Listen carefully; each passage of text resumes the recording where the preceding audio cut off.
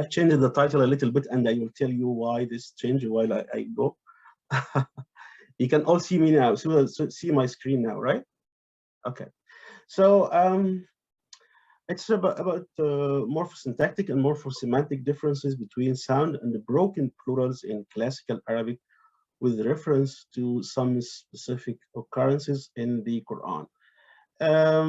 Of course, most of you know what I mean by sound and the broken plurals in Arabic, and I translated actually very literally, and I will say why, because it's deliberate, because it is actually sound when the stem is used with added morphological morphemes. It is sound intact, and when we have some infixes, it is actually broken. I'm saying this to Arabic-speaking colleagues because they understand what I'm saying. So my research question is, to what extent can the morphosyntactic features of old and modern classical Arabic help explain semantic differences between sound and plural, plural and broken plural forms in modern Arabic texts and in the Quran? Let's now move to the definitions. Sound plurals, which we call in Arabic al-jam' al-salim, are plural forms of singular nouns wherein the singular form does not change by adding the plural inflectional morphemes.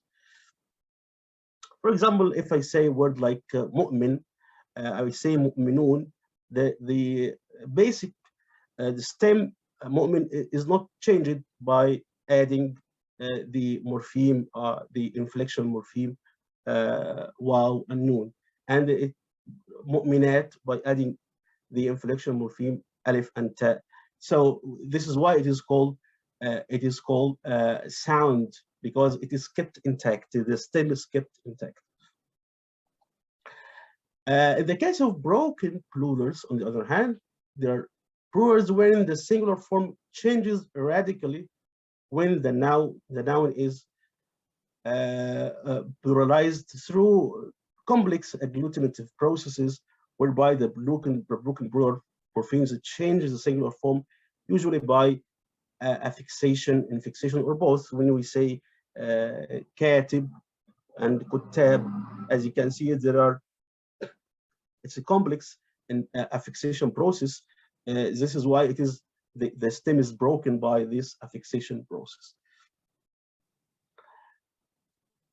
The methodology used to answer the question, I followed a mixed method approach involving quantitative and qualitative data analysis, and the theoretical framework. I use Chomsky's government binding theory as a general theoretical framework. The data corpus, it's about 20 sample plural nouns that each have a sound plural form and a broken plural counterpart, and 200 occurrences of the different inflectional forms of the noun kafir in the Quran. Then I have also the reference corpora, a computerized sample corpus of 2 million words, reflecting 4 stages of Arabic development. It is a diachronic corpus covering early Islamic period, modern period, contemporary period, and a translation corpus covering many texts that are translated texts, contemporary translated texts. And Al-Maktaba al-Shamila, which is a huge online database for about heritage and Islamic books covering different ages until now. And I used also the online translation of the Quran as a bilingual corpus, and I chose the core Quran.com because, you know, there are many translations of the Quran, but actually this is one nearest to my approach because I adopt a linguistic approach, not an ideological or religious approach. I found this is consistent with my approach, while others have, you know, political and ideological dimensions which are not related to my research. The scope of the study focuses on nouns that satisfy plural nouns that satisfy two conditions that have either a root or a stem base which has direct semantic relations to the noun. These we call like derivative nouns, المشتقات. For example, I mentioned like كاتب, عابد, ناجح. All these are مشتقات. But because we have like قطة وكلب وعلبة, these are not derivative nouns. So this is the first condition that has to be satisfied. The second one is for the noun to have a sound plural and a broken plural counterpart, which both exhibit a difference in meaning. I'll show you some examples of this, of what I mean by that. For example, we have nouns like mudir, which means director. We can say we have mudirun and mudara. So it has a counterpart, both a sound plural and a broken plural form. We have ummal and amilun. We have kufar and kafiroon. We have siyaqat and asyiqa. We have tahlilat and tahalil. We have tafsirat and tafasir. So this is the second condition that has to be satisfied. And this is the sectioning of the study: morphosemantic and morphosyntactic differences between sound plurals and broken plurals, lexical categories and syntactic categories. And I will explain all that. Application of this methodology to Kafirun and Kufar in the Quran. Something I call reverse semantic generation, and I will explain.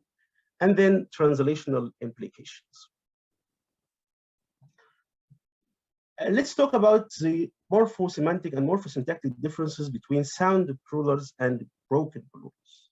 Sound plurals, جمع المذكر, جمع السالم والمذكر, it's more regular, though not necessarily more frequent.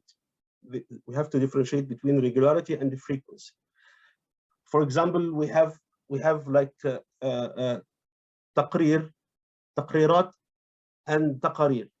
تقريرات is not frequent, although it is regular because it adheres to the rule, morphological rule of adding a morpheme to the stem, but it's not as frequent as taqarir. Broken plurals are less regular, but they are more frequent in Great Moroccan region and in all the classical Arabic, and I will have to explain this. You will find, for example, in southern countries, in Arabic countries, we say tahlilat about, for example, when we mean abstract things, tahlilat al-akhbar. But you'll find that in Moroccan, the Great Moroccan regions, you'll see tahalil al-akhbar, which is not common in Egypt, for example. We can, they say, for example, ummal al-ighasa. Ummal al-ighasa, they mean all the relief workers. These relief workers in international organizations, for example, in UNHCR, they could be white collar staff, or they could be laborers, but they use ummal for both. But for example, for me as an Egyptian, I cannot, when you tell me ummal, I mean just a person, manual laborers, you see. Why do the Moroccans use this form? Because this form was actually the regular, the standard form, اللغة الصيغة الفصيحة in ancient heritage. If you make some data mining inside the heritage books, you will find that Asyuti and Al-Hariri used ta'alil wa tafasir. They never used something like ta'lilat wa tafsirat. You see why this happens? Because the Moroccans managed to keep the heritage intact. They received it from Andalus, and because the French occupation, you know, was focusing on culture, they have some revivalist sentiment against it, so they had to keep this plural. That's my own speculation, actually, about it. But I reached it after thinking up this phenomenon a long time ago, because I noticed it when in working in translation with brokens.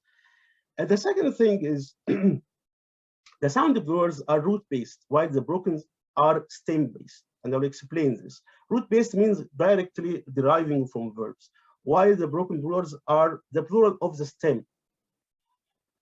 The sound plurals are generally polysemous, while the broken are generally monosemous. They have single meaning. Like when we, for example, we have we say in Arabic, jahil, it can has two forms, jahilun wa juhala, wa jahala. But jahilun is more generic, more polysemous. It could mean a foolish person, or it could mean an ignorant person. Jahilun, like in Arabic poetry, فَلَا يَجْهَلَنَّ أَحَدٌ عَلَيْنَا فَنَجْهَلَ فَوْقَ جَهْلِ الْجَاهِلِينَ. Here, al-jahilin does not mean ignorance, it means rashness, you see. But juhala means just epistemic ignorance or something. You see here, this is why I say that it's more generic. And as I said, مديرون, مدير الشركة ومدير الحفل ومدير اللقاء. But مدراء الشركة فقط. Directors of the company. As we carry on, we can see this even in translation. The translation can show to you that the sound plural is more covers more senses and is more generic, like تصريح, تصريحات, statements and permissions, while تصريح only permissions. عالمون وعالمات, علماء, scientists, but عالمون, all knowing. عابدون, worshippers, while we have worshippers, عبدة وعباد. سائحون, سائحون can mean fasting people, like I'm fasting now, fasters, and worshippers, and tourists, while سياح means only tourists. So this is why we say that the sound plural is more generic. Now move to what we mean by syntactic categories and lexical categories. As Bresnan said, there is an inversely proportionate relationship between syntax and morphology in natural language. In Arabic, this is very true because Arabic morphology controls the syntax. So, for example, if I say الرجل المعلم غيره, so now المعلم created a whole sentence, dominated a whole sentence, and this we can find in many other things. What has this got to do with nouns, with sound plurals, and the broken plurals? Sound plurals represent syntactic categories like that behave syntactically, that could behave as adjectives, participles, or even as verbs, while their formal counterparts, lexical categories, are full-fledged nouns. Like I said مدير اللقاء. It functions now as a verb. مدير اللقاء. Those who, if you translate it, we find that it's like a verb. But we cannot say مدراء اللقاء. This is because مدراء is a full-fledged noun. So we even say راكبوا السيارة وراكبوا الموجة. Like, but we say ركاب السيارة وركاب القطار, but not ركاب الموجة. You see the genericity because it is related to the verb, the root. The root has more senses. This is why the sound plural takes direct from the root, while actually the broken takes from the stem. Let's move to Kufar and Kafiroon.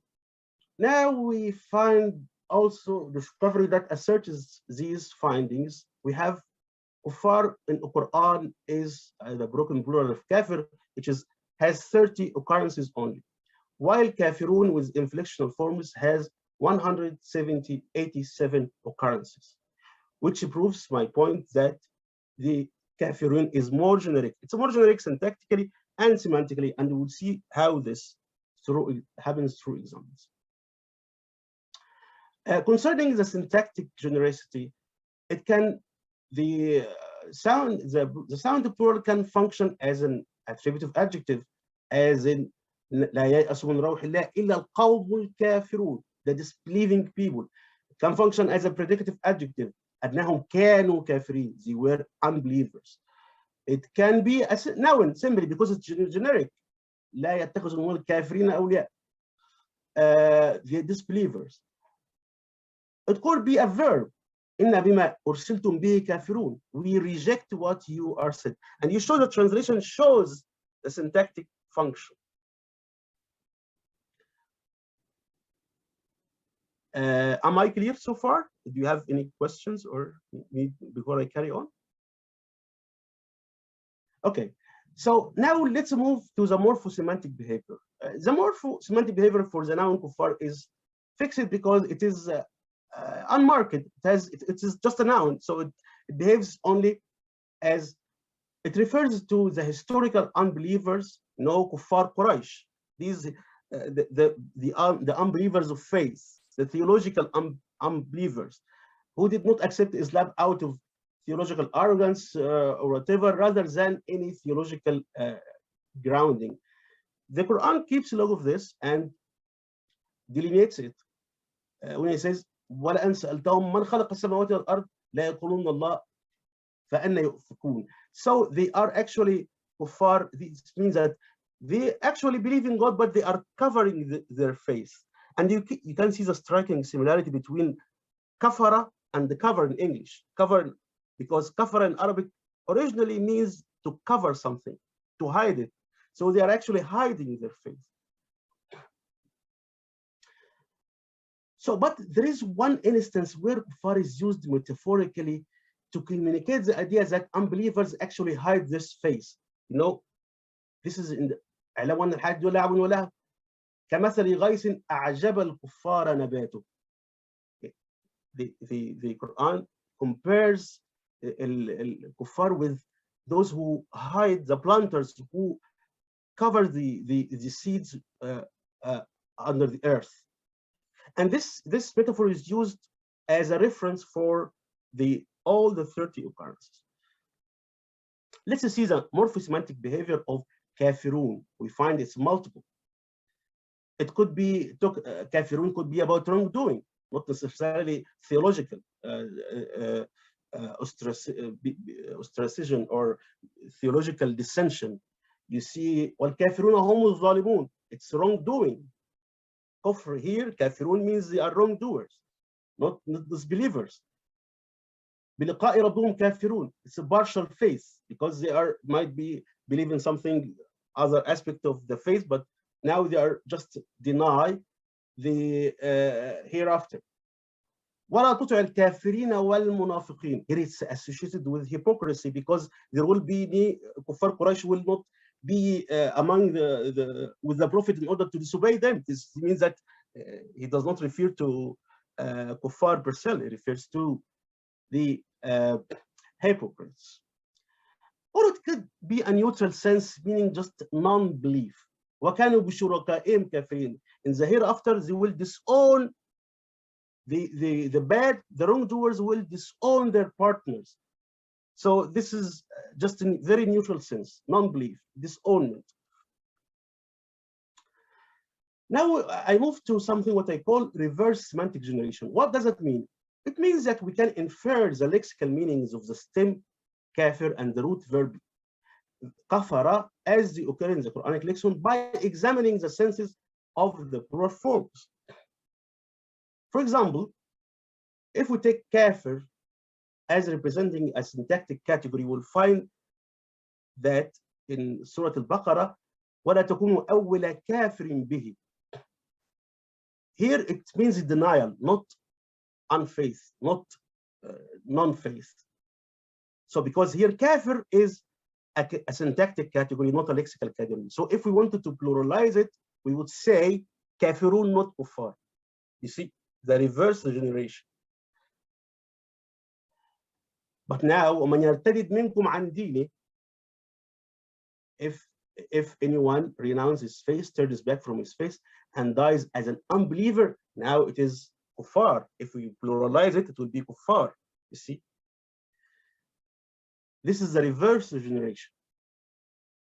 With regard to the root kafara, we can also find that it has to do more with the stem, with the syntactic category. And it also can have to do with the lexical category. For example, we find the non-theological meaning in ومن يشكر فإنما يشكر لنفسه ومن كفر فإن الله غني حميد. Whoever is appreciative for the benefit of his own soul. Now, there is nothing about theological disownment or theological rejection of faith. It is just lack of appreciation. But now we have كمثل الشيطان إذ قال الإنسان اكفر فلما كفر. Like Satan when he says to the human being, disbelieve. Now, kafara is related to the theological meaning. But it's astounding, it's interesting to know that the non-theological meaning is much more frequent in the Quran of kafara. I'm talking now about the verb than the theological meaning, which means that there is a link between the syntactic categories, which are root-based. The syntactic categories are kafir and kafirun. You see, this means that there is a link. There is a morphological and syntactic link between the verb and these syntactic categories, and not it supersedes the lexical category. What are the implications about this for translations? When we translate certain English nouns into Arabic, the choice, as I have shown in case of عمال الإغاثة, if we translate it عمال الإغاثة, I will just cover only the manual laborers who carry the dead people and the injured. But aid workers, relief workers in English does not mean only that. It could mean an undersecretary general. You see, so we have to say العاملون في مجال الإغاثة. So you see, because it is more generic. Although Moroccans would prefer al-ummal because for them it covers both, you see. But if we can use al-amilun, it will be understood by all Arabic-speaking world. With regard to the transition of the Quranic kufr and the kufar and the kafirun, it's easy to observe, based on the examples, that the syntactic categorical forms and the non-theological occurrences of the verb map to indirect communicative equivalence at the semantic level and paraphrases at the level of structure, as we have seen that ومن يشكر فإنما يشكر ومن كفر. Here it is about appreciation. This is a communicative equivalent, not a direct equivalent. So the translator put it correctly when he said it is lack of appreciation. It's not about belief. He didn't translate it literally. While the lexical categories, which are monosemous, are always, most of the time, translated literally as a disbeliever or unbeliever. But I wanted to differentiate between the disbeliever, unbeliever, and non-believer. So we can argue that non-believers can be used for the neutral sense of kafirun, as meaning non-faith, denial in general, even if it is the denial of the lack of faith itself, because it's a neutral. Unbeliever can be used for kufar to reflect a state of theological departure from faith. It's the opposite. Disbelievers, this is the derogatory sense of kafirun. As we have seen, it covers multiple ethical defects. It could be lack of appreciation of God's bounty. It could be كبر والشيطان أبى واستكبر وكان من الكافرين. It could be hypocrisy. So can be used for non-theological, rather ethical occurrences of kafirun. And I think that's the end of it.